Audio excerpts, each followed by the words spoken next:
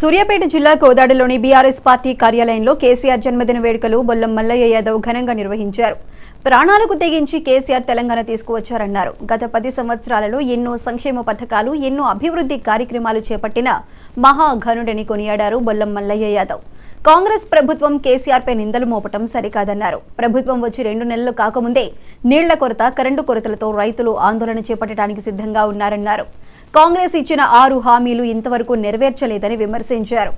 మాయ మాటలు చెప్పి గెలిచిన కాంగ్రెస్ పార్టీని ప్రజలు వ్యతిరేకిస్తున్నారన్నారు బొల్లం మల్లయ్య యాదవ్.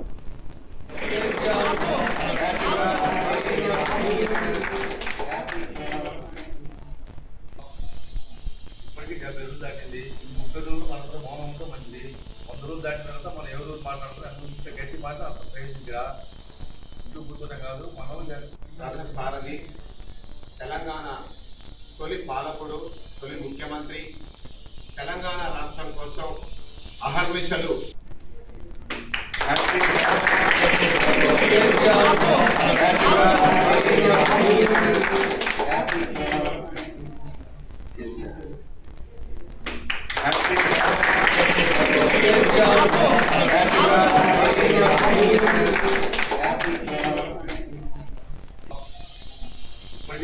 దాటింది. ఈ 30 రోజులు మనం కూడా మౌనం ఉంటే మంచిది. 100 రోజులు దాటిన తర్వాత మనం ఎవరు మాట్లాడుతున్నారు అంత గట్టి మాట అంత ప్రయోజనంగా ఇంటూ కూర్చోటం కాదు. మనం సారథి తెలంగాణ తొలి పాలకుడు, తొలి ముఖ్యమంత్రి, తెలంగాణ రాష్ట్రం కోసం అహర్నిశలు